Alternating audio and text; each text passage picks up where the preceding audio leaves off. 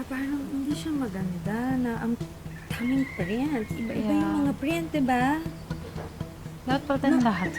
Mamaya, pagkatapos nyo ito ilabas nyo pa yung mga iba dyan, ha? Di ba? Ito, pakilabas na ito, Kuya Manong. Tita Rica, teka lang po Ano po nangyayari? Bakit may paglabas ng mga gamit namin? Ikit, I've decided na i-redecorate itong house kasi di ba dito na kami titira? Pina-dispose ko na yung mga lumang gamit para may space sa mga gamit namin. Ay, teka lang po Hindi naman po ako papayag doon kasi proudly made po ng mga dumagat yan eh. What do you want, Tikit? Na magmukhang antique house tong bahay or museum dahil dyan sa mga old stuff na yan? Oh my God, hindi ka lang pala sa fashion walang taste, kundi pati sa pagde-decorate ng house. Ilabas niyo pa yung iba pang mga sinabi ko kanina na ipapadispose ko. Teka lang. Ate, isoli mo yung mga gamit namin dito. Wala kayong karapatan tanggalin yung mga gamit namin dito, ha? Sige! Tay, Ano nangyayari? Bakit nakikipagtalo ka sa tita Rica mo? hindi tay. Kasi tinatanggal nila yung mga gamit natin. Di ba tay, may sentimental value yun sa atin kasi tay, sumisimbolo yun ng pagiging dumagat natin. Higit. Ako ang nagbigay ng permiso sa kanila. Oh. Tay, bakit? Dahil bahay na rin nila ito. Titira na tayo sa bubong bilang isang pamilya. Kaya, ibibigay natin sa kanila kung ano ang komportable sa kanila. Hindi lang kung anong gusto natin.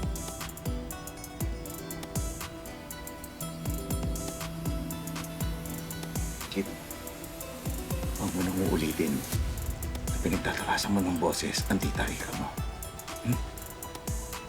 Huwag mo kakalimutan. Asawa ko na siya. Sa ayaw at sa gusto mo, pangalawang nanay mo siya. Kaya matuto ka ng respeto. Naiintindihan mo ba?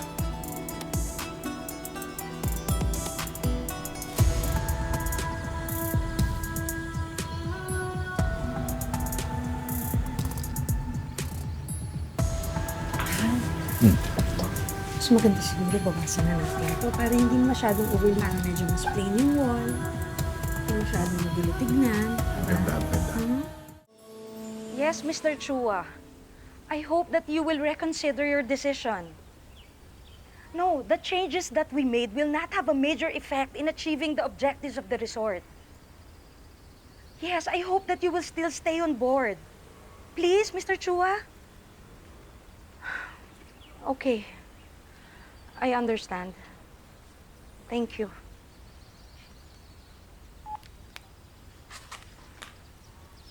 Mahal? May problema ba?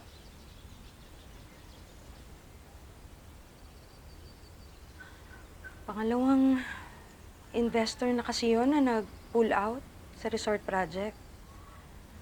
Hindi kasi nila nagugustuhan yung proposal ko na gawing dumagat friendly. Kesyo,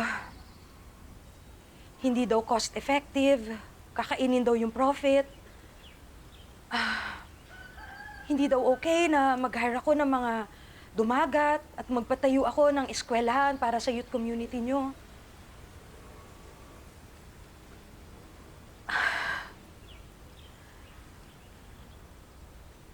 Kung hindi ko sila makonvince na magstay as investors or hindi ako makahanap ng mga bagong investors,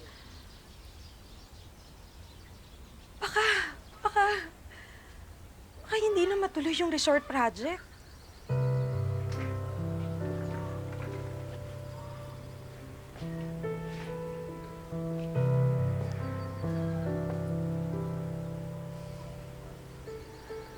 Mahal, meron ba akong may tutulong?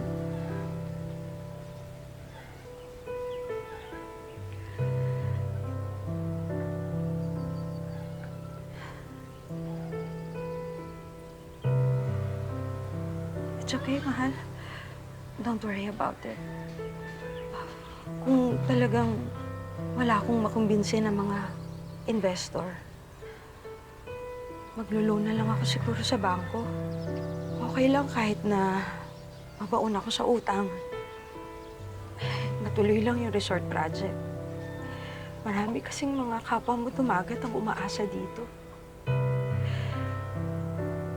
I don't wanna let them down. Gusto kong matupad yung pangako natin sa kanila. Mahal, hindi mo kailangang pasanin ito mag-isa.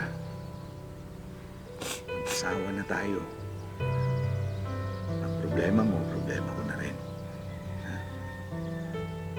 Responsibilidad ko ang damayan ka. Salamat, mahal. Sobrang gaan sa pakiramdam na alam ko. Hindi mo ako pababayaan. Huwag ka na umiyak.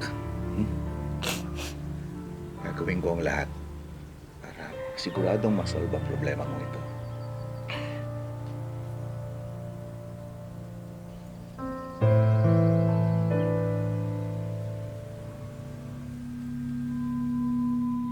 Oh guys, dito muna, makinig muna. Ito yung ilog natin at paalala ko lang po sa lahat na yung gamit natin, tignan natin. At saka mga kalat na rin, pakiligpit na lang. At saka pwede kayo mag-selfie, oh. Pwede kayo tumalon dun. Oh. Sa akin na bahala, enjoy kayo. Dito lang ako.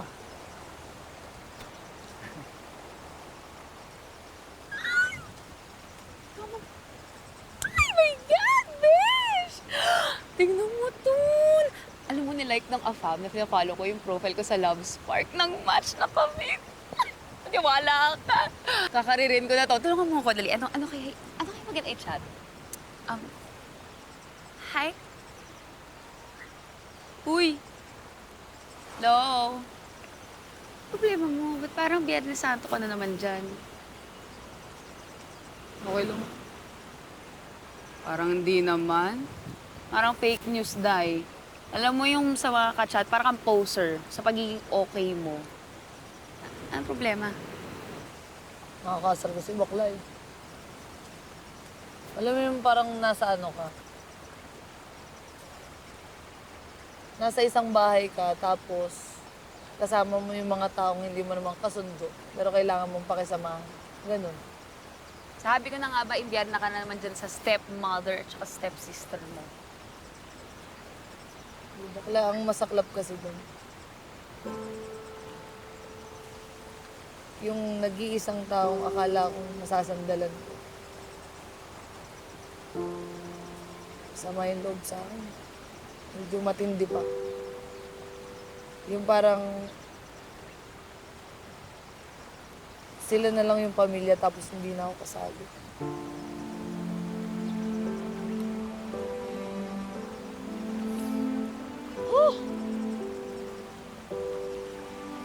It's bad news, Rika. Nag-decline ng bangko na pautangin ka. Oo, mahal. Anong gagawin ko? Yung loan lang na yun ang inaasahan ko para matuloy ang resort project. Huwag ka munang panghinaan ng loob, mahal.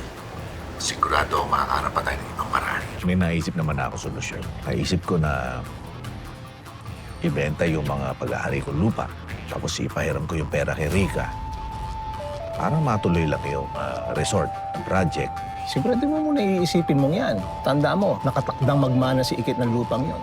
Dapat ipaalam mo kay Ikit. Wala ka nasabit! Let go! Dito na! Let go of me! Ay! Ikit! Ikit! Ikit! Ikit! Ikit! Hawa ka! Huwag kang bumitaw! Nanay, sabihin mo na lang kay tatay, mahal na mahal ko siya! Ikit! Ikit!